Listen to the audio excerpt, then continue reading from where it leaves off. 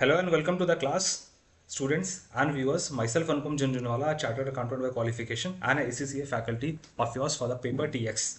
So today we are going to study have the overall introduction of the paper TX. What is the relevance of this paper with respect to your ACCA qualification, and what are the things we are going to learn in this subject as a whole. We shall just have a bird's eye view.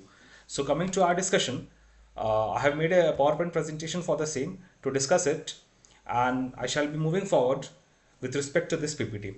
So, see friends, let me introduce you. So, as the paper is being divided into two halves, first of all is TX, that is of applied skills level 2, with respect to which we will be learning overall about the taxation system of the United Kingdom.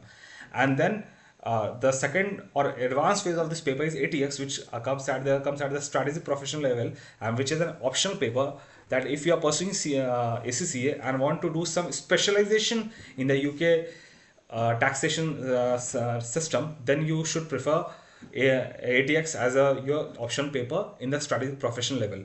So we will be learning about this subject. We'll be learning about the syllabus of the subject, and we will also be learning about the overall concept view of the syllabus of this subject. So this subject of ACCA contains both the contents of the direct taxation and indirect taxation of the UK taxes segment. While I'm teaching this video, I am making an assumption that the viewers of this video are not at all aware about the taxation system and haven't gone through the taxation system. So first of all, let me make an introduction towards what taxation is. Taxation of what and what the direct tax and indirect tax is. Tax is a portion of the income or portion of the expenditure which any citizen in a country or any person in a country earns and pays to the government as a mark of contribution towards the public welfare and the public upliftment. And tax is of two types: direct tax and indirect tax. Direct tax is that tax which a person pays through, and the burden of it remains on the shoulders of the person itself, and it cannot be passed upon. And mainly direct tax is being paid on the income earned by the individual or by the business.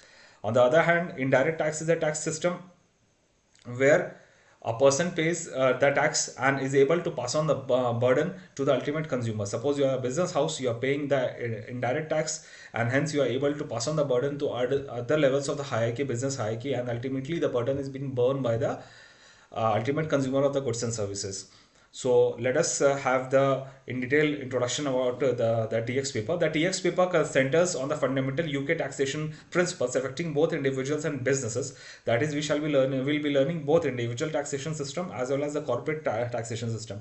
And the individual taxation system will learn about the income tax, and in corporate tax or the company taxation system we will be learning about the corporation tax. Students develop practical skills in computing tax liabilities, applying strategic tax planning techniques, and ensuring compliances with HMRC requirements. That students learn the practical as well as theoretical insights, and they will be learning about the HMRC requirements. Now the question comes, what is HMRC? HMRC is His Majesty for Revenue and Customs. That is an authority which controls and regulates the taxation system in the United Kingdom. And if the controller, the sitting head is a female, then we call it Her Majesty for Revenue and Customs, else we call it His Majesty for Revenue and Customs. Does it sound a kingship type? Yes, it sounds. Since UK has been ruled under the kingship, but still now it has converted into democracy, but the terminologies remains to quite similar with respect to the legal system, and thus we are facing these terms, that Her Majesty for Revenue and Customs. So it is a governing authority for the taxation system in United Kingdom. As an applied skill level, this paper provides essential foundation for aspiring tax professionals and those seeking to understand the UK tax landscape. That if you want to understand the UK taxation system, this paper teaches about the entire overall introduction and in-depth view. So we will be learning tax computation, tax planning, and tax compliance. Tax computation: how do you compute the tax? That what is your tax liability? Tax planning is you plan the tax and make your business decisions and your personal decisions accordingly. And tax compliance is you comply with the rules and regulations of the taxation authority of the economy in which you are working, and thus you make the payment accordingly. Moving further, that what is the bird's eye view of the taxation system, and what are the things we are going to learn in this in this subject. So First of all, you will be learning that HMRC plays a central role. HMRC is the governing body of the taxation system in ACCA, sorry, in UK, and we will be learning that it plays a central role. That Her Majesty for Revenue and Customs serves as the UK's tax authority, responsible for collecting taxes, enforcing compliances, and providing guidance to taxpayers across all sectors. That is responsible for collecting taxes and enforcing compliances. HMRC is responsible for that. We'll be learning about the direct and indirect taxes, that what direct taxes and what indirect taxes. So what comes under direct tax? Income tax and corporation tax comes. So as written over here, direct tax includes income tax and corporation tax paid directly to HMRC. Indirect taxes like VAT are collected through transactions and passed to the government. So direct taxes or income tax is directly paid to the HMRC, and indirect taxes are actually passed upon, but later on it is being paid to the government and the burden is borne by the ultimate consumer. Then self-assessment framework. Under direct taxation, there is a self-assessment framework, or that people make the assessment themselves, file their returns, and then later on that is being assessed by the authorities. Taxpayers must calculate and declare their own tax liabilities, submit returns filed by specific deadlines, and face penalties for non-compliances or errors. Appeals process, that as in Indian context we are having appeals, so in the same way we have, when dispute rise, taxpayers have formal right to challenge HMRC decisions through structured appeals procedures and tribunals. So it is very similar to Indian taxation structure, but still when we are learning about the UK taxation structure, or of any country other than India, we must take our knowledge, our memories, and our discipline to the rules and laws of respect to that country only. And we as professionals must not jumble up our memories in our minds, and we must be very much specific about the country with which we are learning right now, and we will be working with respect to those countries in our professional life. Moving forward, income tax and national insurance contributions. We, as in Indian context, we are having section 80C chapter 6 say that we get deductions with respect to investment across several funds and insurances. In the same way, we are having national insurance contributions, and we are having income tax, that we are liable to pay income tax, and income tax is been governed under several heads.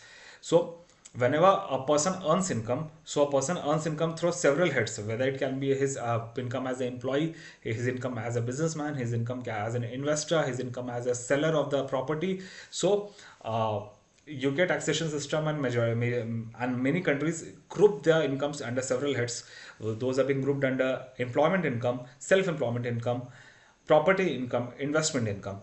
So let us see what these things are. Employment income, within employment income comes salaries, wages, bonus, and benefits in kind, taxed under PAYE. Self-employment income comes trading income, that is a business income, trading profits calculated and reported through self-assessment. Property income comes rental income from UK and overseas property. Property income, that is in India we have house property. So whenever you have made some investment into the real estate or into the property, and you are earning rental income, that will be taxed under taxable under rent property income. Then we have investment income, that is dividend, interest, and other savings. So whenever you earn through investment, so that is being grouped under investment income. And what else? Various reliefs and exemptions help reduce overall tax burden, including personal allowances, pension contributions, and charitable giving tax relief. So many kinds of reliefs or exemptions are being allowed as per your investment decisions and as per the tax planning, which being as a resident of the UK tax system, you make tax planning and you take advantages of the reliefs and exemptions, and thus you are able to reduce the income tax liability to a certain extent. Moving further, chargeable gains. Chargeable gains is a gain. What is chargeable gains? Chargeable gain is a tax which is applicable if you sell any property, if you sell any business unit, or if you sell any in shares, and you earn capital level of profits. Profits are of two types: revenue profit, and in accountancy we know revenue profits which we earn on a day-to-day basis. But capital profits are not earned on a day-to-day basis. They are huge. They are voluminous profit. They are earned on a single transaction, and they are earned once or twice or very not repeatedly in our lifetime. So those profits which are earned on asset disposal or shares disposal or business interest disposal, those are being chargeable under tax under chargeable gains. In Indian, the parallel chapter is capital gains. So let us go through the theory. Asset disposal. Tax triggered when selling assets like property, shares, or business interest. Then gain calculation, proceeds minus allowable cost and relief determine taxable amount. That whatever is the sale proceeds. In Indian context also we have the same, that whatever is the sale context. Suppose we are selling any house. So whatever sale proceeds is that of the house, less the cost of the house at which we had purchased, and will also be deducting the allowable deductions, some extra deductions which the government allows with respect to the kind of transaction they have entered, and keeping everything in mind, at the final taxable amount is chargeable at the rate of 18 or 28% depending upon the income group you fall. This is just an introduction class, so I'm just moving forward in a introductory way. While we'll be making the serious classes, we will be learning each and every chapter along with the illustrations of each and every sections. So, what is the annual exemption? Individuals receive tax-free allowances each year before CGT, that is capital gain tax, applies. Practical example. Let us see an example as that of house we had given. When selling an individual property purchased for 2 lakh pounds and sold for 3,50,000 pounds, after deducting purchase cost, that is the cost which we had purchased, improvement cost, and the annual exempt amount, the remaining gain is subject to the capital gains at 18%, 28% depending upon the total income. Understanding the available relief such as principal, private resident relief, and entrepreneurs relief is crucial for minimizing capital gains tax liabilities. So while we will be learning this chapter, chargeable tax, we will be learning that what all deductions are allowable. If we are selling in a house, or if you are selling in a property or assets or shares or business, and taking advantages of those deductions and those expenses which are being allowed under the statute, and we will be finding out the net net income which is chargeable to tax under the chargeable gains head, and we will be applying tax on the same head. Moving further, inheritance tax. It is a very interesting tax which is applicable in United Kingdom, that when you inherit any kind of property and you inherit under certain circumstances, so after allowing a certain exemption limit, after allowing a certain basic exemption limit, after allowing exemptions with respect to certain situations, you are liable to tax when you get any wealth property inherited. So inheritance tax represents a complex area affecting wealth and transfer during lifetime and after death. Understanding the inheritance tax rules is essential for effective tax planning. When IST applies, lifetime gifts exceeding available exemptions, estate value upon death above nil rate band, and transfers to non-exempt beneficiaries. Lifetime gifts exceeding available exemptions, estate value upon death above nil rate band, and transfers to non-exempt beneficiaries. That if you are non-exempt beneficiaries, there are certain kind of beneficiaries who are exempt from IST, that is inheritance taxation, or if your inheritance crosses beyond a certain limit, and you are getting inheritance for the lifetime, and when you qualify for the criteria for the inheritance tax, then that shall be liable upon you gaining inheritance of any property. Moving further,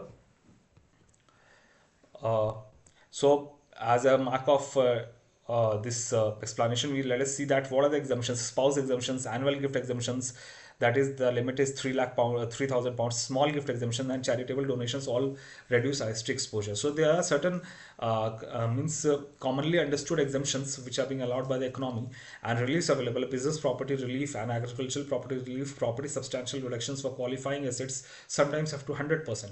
So sometimes if you are making any transfer of agricultural property or the business property, then exemptions are also applicable. Passing a, let us say example, passing a 5 lakh pound property to children may incur inheritance tax on amounts exceeding the nil rate band unless reliefs or exemptions apply strategically.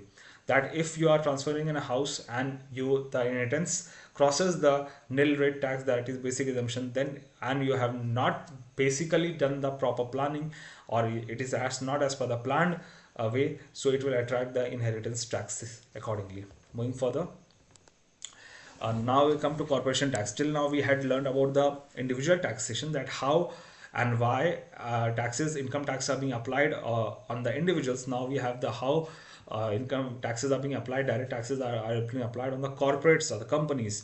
So corporation tax applies to company profits encompassing trading income, investment income, and chargeable gains. The same we had gone through. So under corporation tax, what happens, that there is a tectonic shift, that things are not being grouped under different heads. They are being charged in the corporation tax, and they are being governed means the same chapter they are governed under. Mastering these calculations is vital for business taxation. First of all, it's trading profits, core business income adjusted for tax purposes after allowing following specific rules. Means trading doesn't mean trading shares. Trading here means trading of the trading of the core business activity, that is goods or services which you are selling. If you are trading in those are the trading profits. And group relief, losses and reliefs shared between group companies to optimize tax position. Chargeable gains, capital gains on company asset disposable tax as a part of the profit, and capital allowances tax relief on business assets like machinery, equipment, and vehicles. So when we learn PGBP in Indian context, we'll find a lot of resemblance, yet a differences between the PGBP and the corporation tax.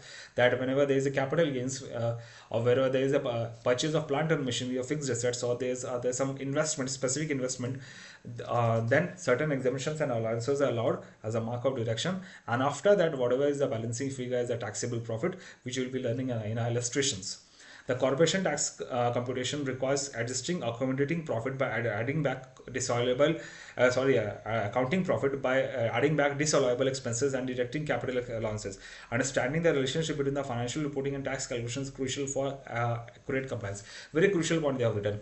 See, in any economy, whether it's India, UK, United States, or India, there's that difference between how accounts sees to accountancy standards, accounting standard of the company law or the of that country sees the profit, and the way that taxation system sees the profit. So whatever happens, whatever is the profit as per the accountancy standards or accounting standards of that country or that of UK.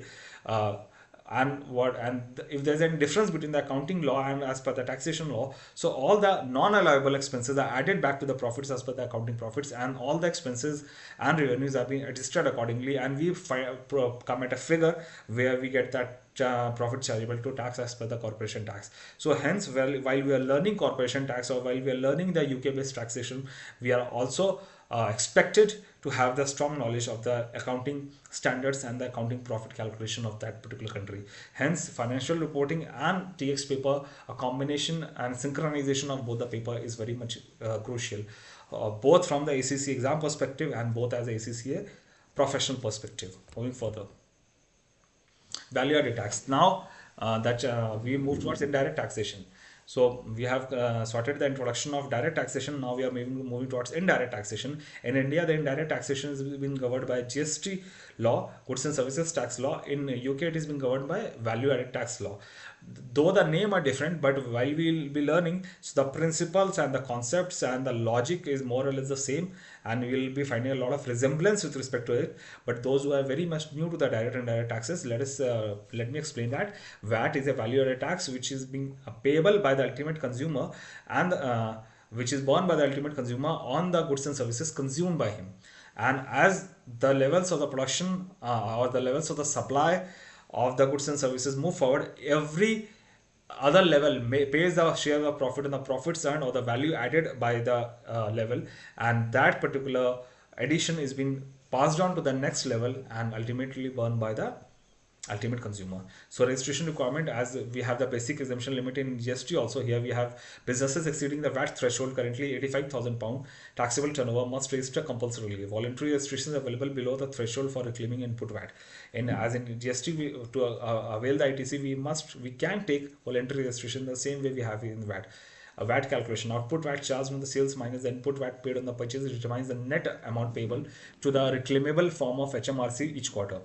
As in that whatever is the output VAT, that is output tax or output VAT, which is computed on a sale of the goods or services, we deduct from that output VAT the input VAT, that is a VAT we have paid on the purchase of the inputs, that is land, labor, for the as a mark of value addition. Those input VAT has been subtracted, and the net is the VAT liability of the business units. In case of VAT, that is indirect taxation. Special schemes: flat rate scheme, cash accounting schemes, and annual accounting schemes offer simplified VAT administration for qualifying business in specific sectors. Let us see, for example, a retail business with annual turnover of £95,000 exceeds the registration threshold, that is the £85,000. Now, after registering for VAT, they charge 20% on sales, that is 19,000 output VAT, while reclaiming VAT on the business purchase, that is 8,000 output VAT, resulting in the net payment of 11,000 to HMRC, that is Her Majesty for Revenue Customs. So your output VAT was 19,000, your input VAT was 11,000, the net of 8,000 you are paying it.